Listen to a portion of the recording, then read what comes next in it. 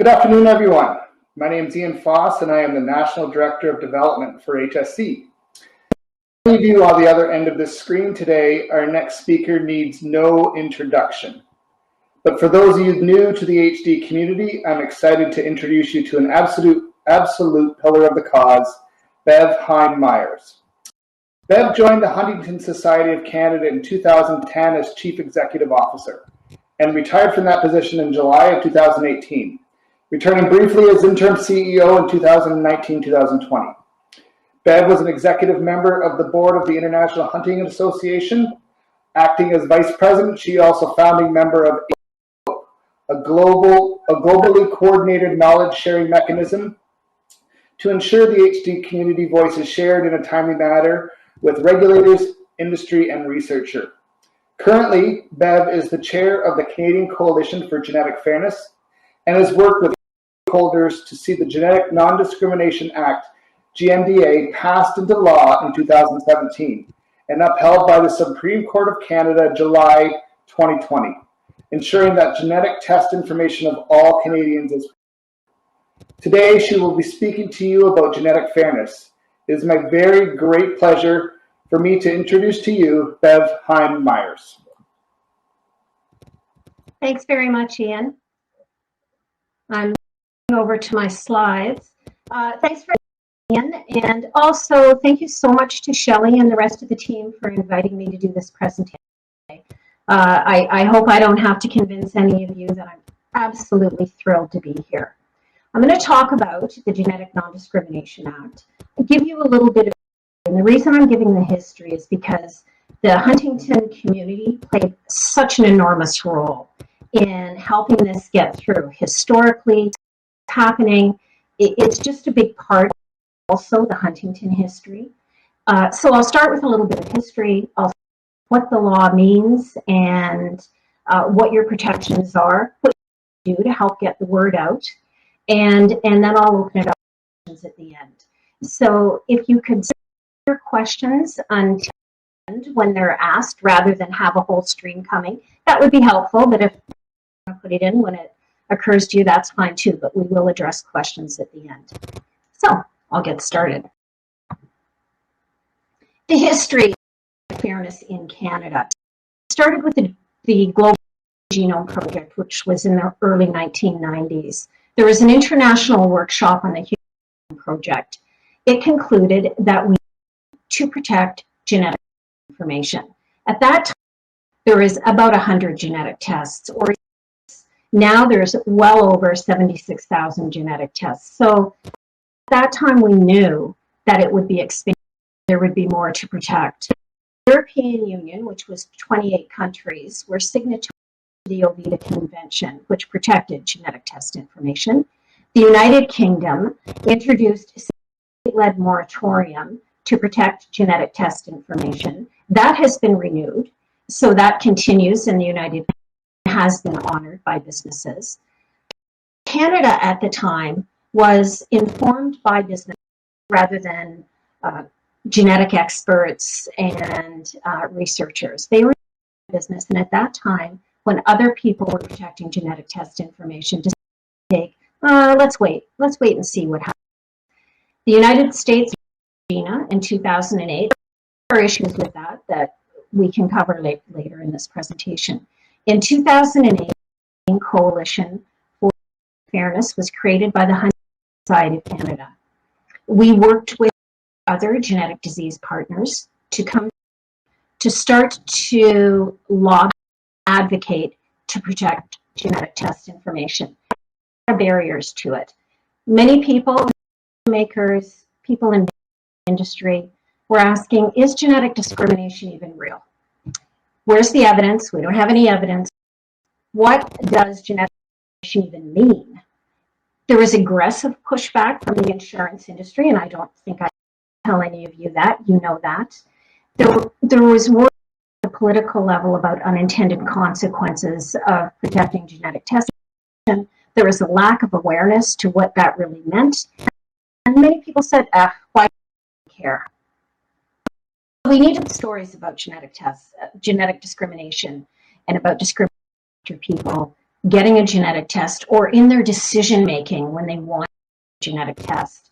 The HD community played a huge and significant role in this, having the to tell many of their stories on their experience with genetic discrimination. That resonated in Parliament. That was told, those stories were told. And it also showed leadership to other organizations like Foundation Fighting Blindness, like disease, Alzheimer's. People came forward as well to share stories. So it gave them great, and we really took a leadership role. And you, the community, took a leadership role. There was evidence-based research that we needed. Again, this was the HD community. Dr. Yvonne Bombard did research on the community, the paper Beyond the Patient, to find out the impact of genetic discrimination, to look at what it means, the field of genetic discrimination means, and well-being of Canadians. And in her study, 80% of individuals did not want to get a genetic test because they were afraid what that might mean for them. We needed a champion in government to help us navigate through government, one that was Senator Cowan stepped up to the plate. I still work with Senator Cowan today on the board of Dying with Dignity, as well as we're doing a paper now to be published in a CMAJ, and Dr. Yvonne also a part of that paper. We had many champions that Senator Cowan was critical going forward in Parliament, but we also had champions in the health system, like Dr. Cohen. So Dr. Cohen did a study for the hospitals for sick kids. In that study, children who were presenting with a genetic disease would not be treated until they actually had a genetic to prove that that's the disease they had. 35% of parents chose not to have the genetic test done on their child for fear of genetic discrimination, other children in the family and against the family. We needed to stop that. And in the words of Dr. Ronnie Cohen, discrimination and genetic discrimination was a huge barrier to medicine moving forward. Just really quick, I won't go through this a lot, but this is how a Senate law. A Senate is considered a private member's bill. 2% of private bills become law. So we beat the odds. It goes through many cycles. It goes through first reading, second reading, committee. There's lots of experts that are testifying. It goes to third reading. Changes might be made. All of the above goes to the Commons. All the process happens. Vote on the bill. If any changes are to go back to the Senate. Eventually, after it's done, if it's passed in a majority at the House, then it goes to royal assent. But in between, if Parliament is we start all over again, which happened twice in the Genetic Non-discrimination Act. So our journey from October 2010 to July 2020, we met with many people. MO office a couple of times because we changed government in that. MPs, the Ministry of Justice, Finance, and Health several times to educate everybody and help them understand the impact of genetic discrimination. Senator Cowan engaged fully with. There were 3 iterations of the Genetic Discrimination Act in Bill S-218, Bill S-206, and then again over the 8 years. The Canadian Human Rights Commission and Office of the Privacy Commissioner supported genetic test protection, which was absolutely critical. December 2015 iteration of Bill S was presented and finally passed by the House 222 to 60, and it achieved royal assent in May 2017. But our journey wasn't over. We thought it was. We celebrated for about a day, probably not even hours, and then the Jody Wilson-Raybould came forward and said, no, send this to the Supreme Court of Canada. Cabinet didn't end up sending it to the Supreme Court of Canada. However, the Quebec Court of Appeals challenged the legislation. They delivered an opinion, and in December 2018, their opinion that the Genetic Non-discrimination Act is not a valid exercise of Parliament's criminal law power. That we knew, and I was then and still am chair of the Canadian Coalition for Genetic Fairness, knew that I had to push it to the Supreme Court of Canada because we couldn't let that sit on the books. The law was still valid, but it set a precedent. So we had to take it to the Supreme Court and get the Supreme Court's opinion. Just on a side note, we had 5 excellent lawyers that helped us, all pro bono. It was amazing. The one lawyer, Joe Arvey, helped us. Joe sadly passed away in December of 2020. He was such a champion for human rights. Carter versus Carter, he won that case at the Supreme Court of Canada. He helped us with genetic fairness. He was brilliant. He was humble. He was amazing to work with. So we may not be where we are without Joe's brilliance and his commitment to this cause. So I thank him a lot, and so sad for his family and for human rights in Canada. So just a bit of a Joe. And then in July 2020, after the Supreme Court hearing, the Supreme Court came out with their decision and they upheld the Genetic Non-discrimination Act. So what is it? The Genetic Non-discrimination Act is pan-Canada legislation to stop the act of genetic discrimination. There is a $1 million fine and or up to 5 years in jail, no minimum penalty. So this means it doesn't matter where you are in Canada. It doesn't matter what provincial legislation may go through. This legislation takes precedent. Your genetic test information is protected. There was also an amendment to the Canadian Human Rights Act to add genetic characteristics, and an amendment to the Labour Code to prevent employers from asking for, using, or punishing employees for not providing genetic test information. So what are the protections? What are the Genetic Non-discrimination Act protections? Well, it prohibits any person from requiring an individual to undergo a genetic test or disclose the results of a genetic test as a condition of providing goods or services when entering into or continuing a contract or agreement with that individual. Exceptions, of course, are researchers and some healthcare, like pharmacy, if they're treating you and you need to share that information. It also prohibits collecting, using, or disclosing a person's genetic test results without that person's explicit written consent. So what that means is if a business, an employer, the insurance industry, a school was trolling the website and they found out the results of a genetic test, or if a family member told them the results of your genetic test, they cannot use, legally, they cannot use that information. It is illegal for them to use that information or share that information or gather that information. The GNDA does not protect family medical history. So if you're entering into a contract and you're asked for your family medical history and it's a matter of record with the medical health providers, that is not protected. It also doesn't protect a medical diagnosis of a genetic disease. So if you have been diagnosed, if somebody is, let's say, symptomatic with Parkinson's and they've been diagnosed, that information is not protected.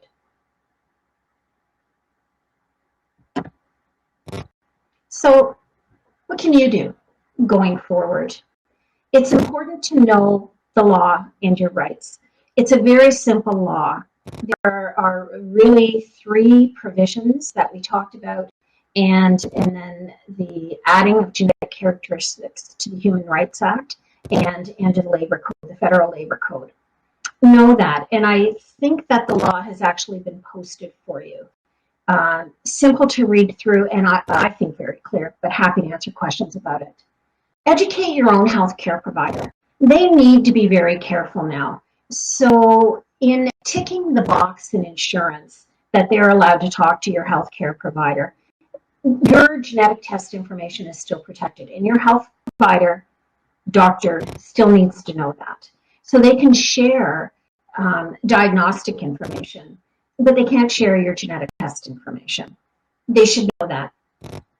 Ensure your healthcare providers don't share that information. You might be the greatest resource for them and the greatest source of information for them. We're trying to get the information out and writing papers and letting folks know, but it takes time. It absolutely takes time, and it's not in the media as much anymore, so it does take time for everybody to be advised and aware of the law. Tell others about the Genetic Non-discrimination Act. Tell others that they have legal protection, that their genetic test information is legally protected, and it cannot be shared without your explicit written consent. There may be times when you do want to share your information to prove you may not have a genetic mutation. That can be done, but it has to be done with your written consent and specific. This is why I'm sharing information. This information can only be used for this purpose.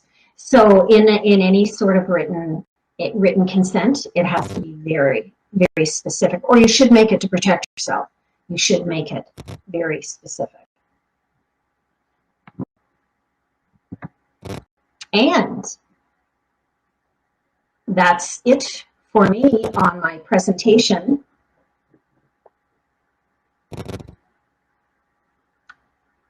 Oh, okay. So my camera's disabled. I think Ian will bring it back up again. Here we go. Here we go. So, questions. Do we have any questions?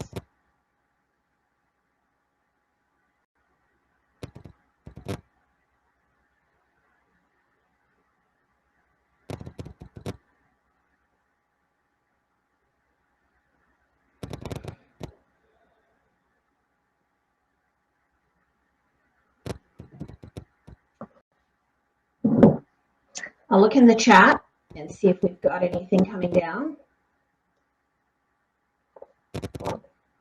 Hi, Jenna.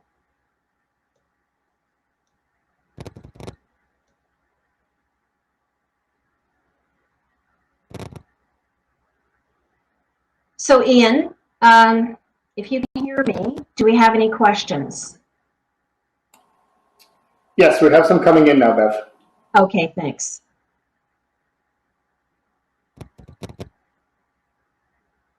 Oh, I see that my audio and video is choppy. Sorry. Not sure why that happened.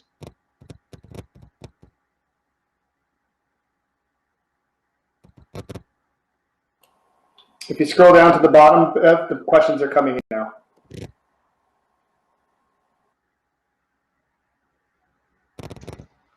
Oh, coming in hard and fast.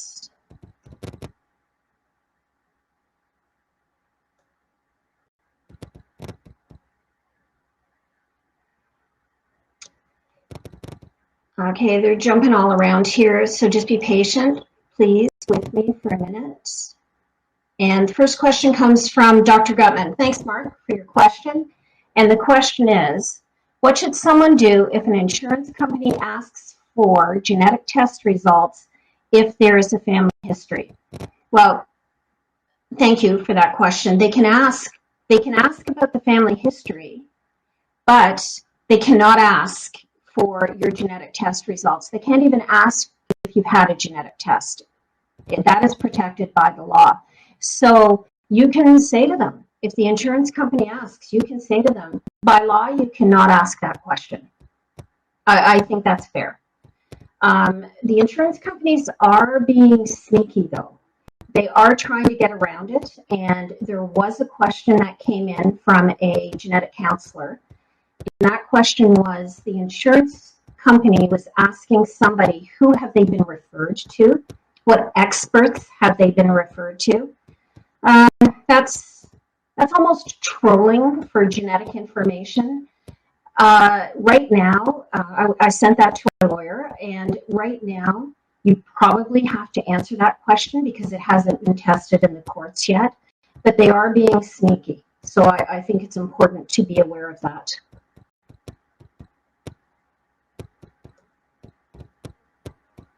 Another question from Emily Alderman.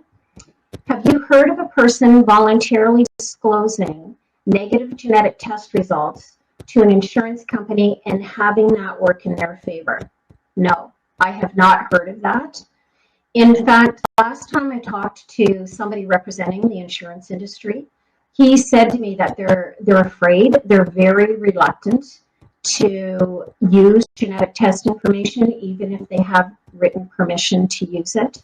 So I don't know if anybody out there has heard of that. I'd love, if you've done it, I would love to know about that. So I have not, Emily, I have not heard of somebody actually giving written consent and being very specific how to use that information.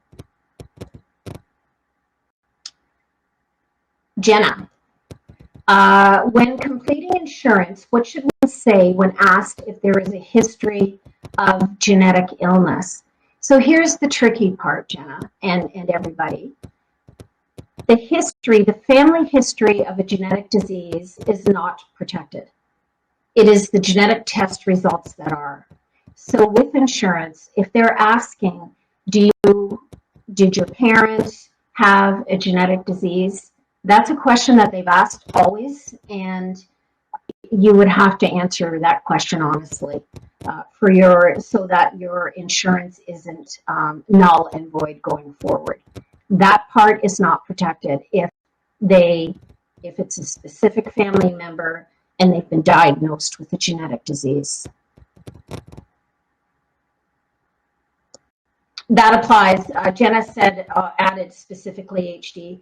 That applies to all genetic diseases, Jenna. HD, Parkinson's, like all genetic diseases. So Diane, thank you for your question, Diane Tolson. If an insurer asks if you've been genetically tested, you don't have to answer that question. Your genetic test results are protected. And I would just say, if they're asking me that question, I would say genetic test information is protected by law. So I don't have to answer that question.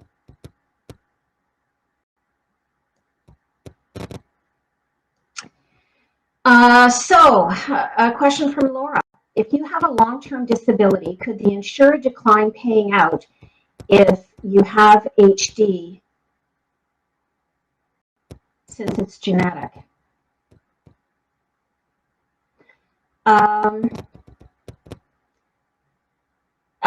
Laura, I'm sorry, I don't know the answer to it. If an insurer has the right to not pay because you have a genetic disease, I think there's a lot more that goes into that. It's not just because you would have HD or another genetic disease. So I think that it's not about the genetic disease, it's more about the genetic test information. So that's a bigger question, and I'm not very comfortable answering that and giving you a specific answer. I think I would run that by a lawyer, that question, because there's much more involved than just a genetic test result.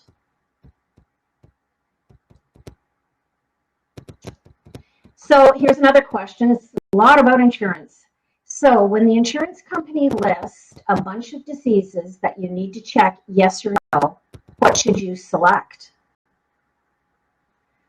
Okay, so it depends. Are they listing those diseases asking you if these diseases are in your family? You would, if you've had a family member that was diagnosed with one of those diseases, just like they asked before, you'd have to answer honestly for that. If they were to ask you to get a genetic test, if they were to ask you for the results of a genetic test, if they were to decline service because you didn't give a genetic test, that's all illegal. And they can't ask if you had a genetic test, and they can't ask for the results of that genetic test, but they can ask family history.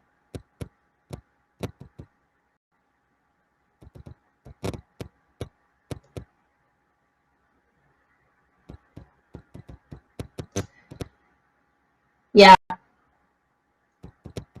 So, answering honestly, the insurance industry can still decline. They just can't illegally use your genetic test information.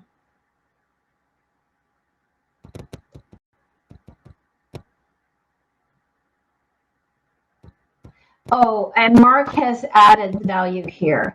Long-term disability is based on the definition of the disability on the policy independent of the diagnosis. Whoop. On the policy independent of the diagnosis. Patients get long-term disability payments all the time. Thank you, Mark.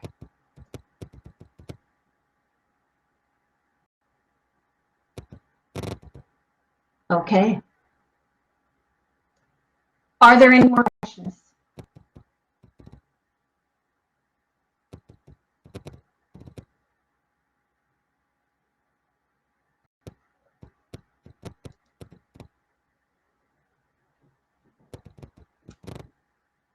I don't see any more coming in.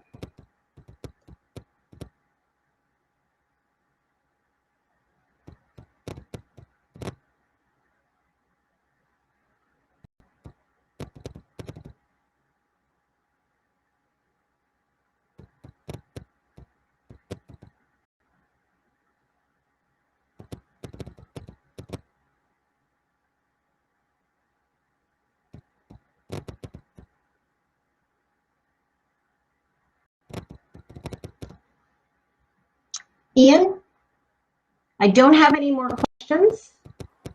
We just had a couple more come in. Okay, here we go. Hold on, we have a few more coming in now.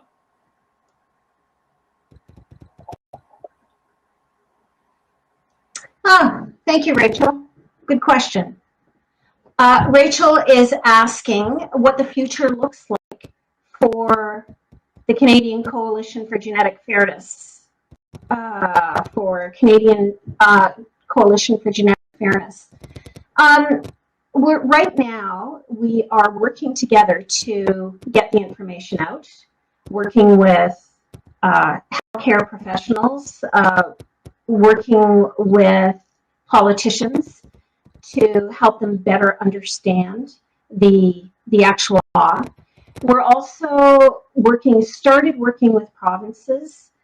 Certainly, New Brunswick is looking at legislation at the provincial level. It would be wonderful if we had criminal legislation, which we do, at the federal level, and that if the provinces followed with legislation as well, like adding genetic characteristics to the Human Rights Act, increasing their labor codes, adding genetic protections in their labor code, that would open it up to, for civil court, if your employer unknowingly asked you questions and you said, yeah, no, you can't ask that, or you can't ask me to get a genetic test, you might not want to take it to the criminal court. You might want to take it to a human rights tribunal. So it would be wonderful if the provinces and territories followed. So that would be the next step. That would be the next step for the Canadian Coalition for Genetic Fairness.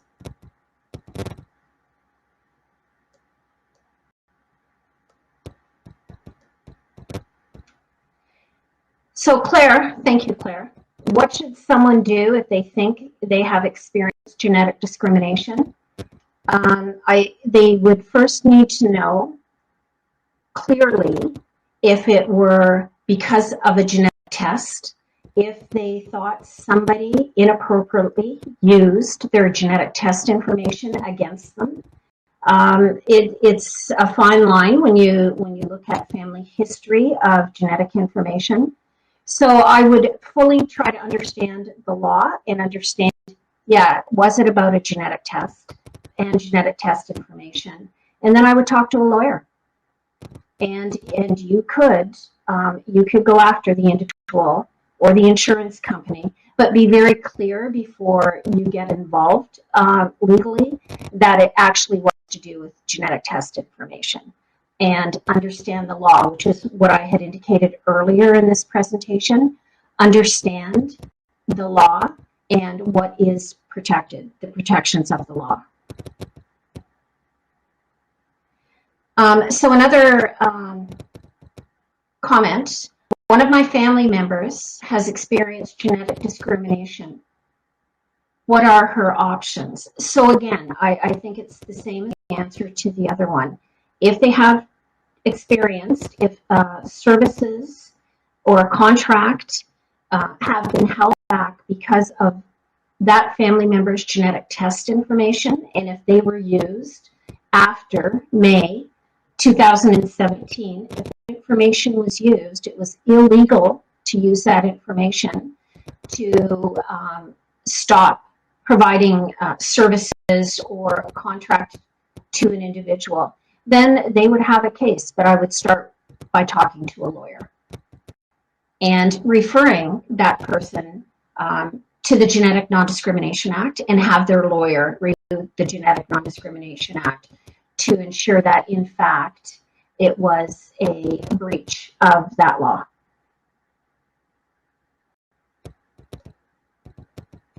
We have a couple more minutes for questions, if there's any other questions coming in. Okay, here's another one. If someone has HD, would this prevent them from getting insurance?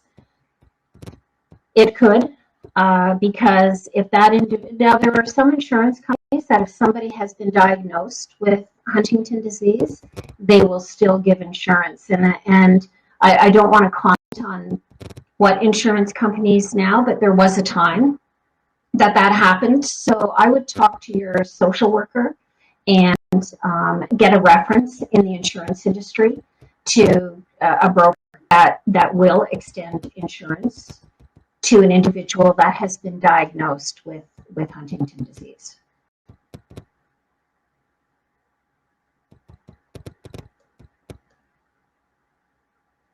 These are great questions. Thank you very much for sending them through. I'll go back up.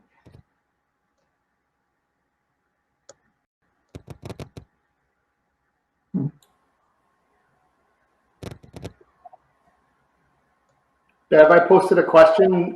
Someone from the community asked, was the insurance company allowed to increase my monthly rate from 60 to 200 since I answered there was HD in my family? Yes.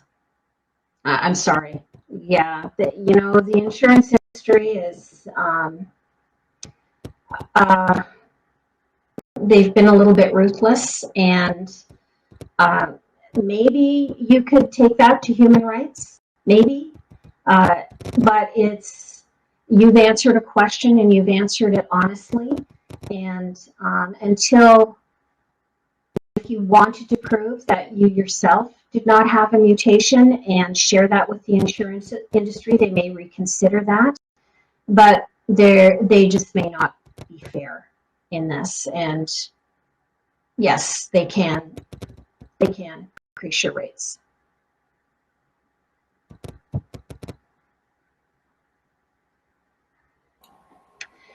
So here's a clarity question. If I understand, insurance companies can ask for one's family history, but cannot use that in their decisions. They can use it in their decisions. So the insurance industry, schools, employers, they can still have access to your family history. they can't have access or can't ask you, or even if they find out a genetic test result or of a family member, they can't use that in their decision-making process. But family history and diagnosis, they can.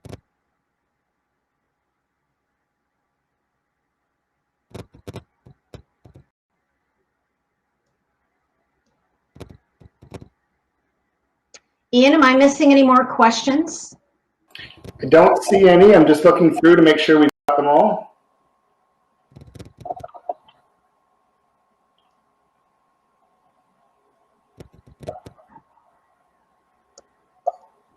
Thank you, Cheryl, for your comment.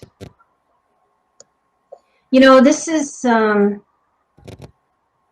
incredibly important. Protecting genetic test information, when you look at how many genetic tests are available to the community, the HD community, as well as probably all Canadians, it's just too critical to not support it. So the Huntington community can feel very, very proud of what you have helped achieve for all Canadians. So I still stay involved in this, but it's because the Huntington community is such an amazing community, and this has helped everybody.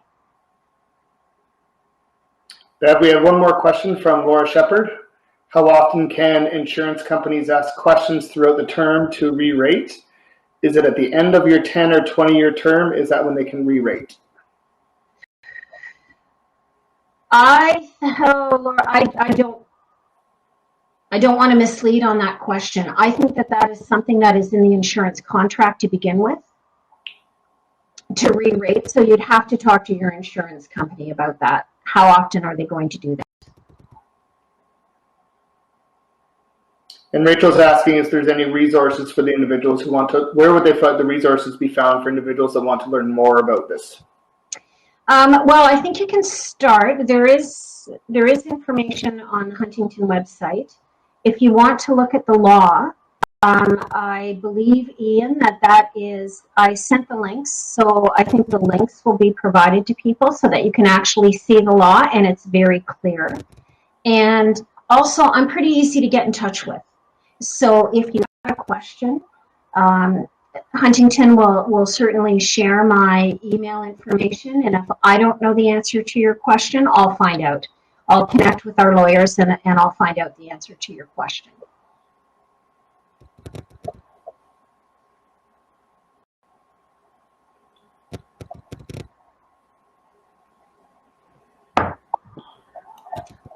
Okay. One final call for questions, everyone.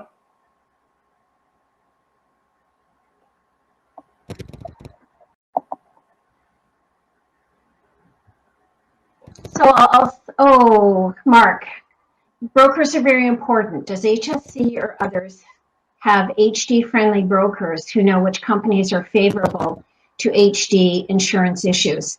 Yeah, I indicated this, I think, a little bit earlier, where the social workers may know of brokers. We were working with one before, and I've presented with him, actually. Not sure he's still in the business. So I think that it might be wise for to talk to him and get the name out of brokers that might be favorable to the Huntington community. And we have at previous conferences, we have had brokers present. So that would just have to be refreshed. Might be wise to put on our website, if on the HSC website, if the broker is willing to have their name up there.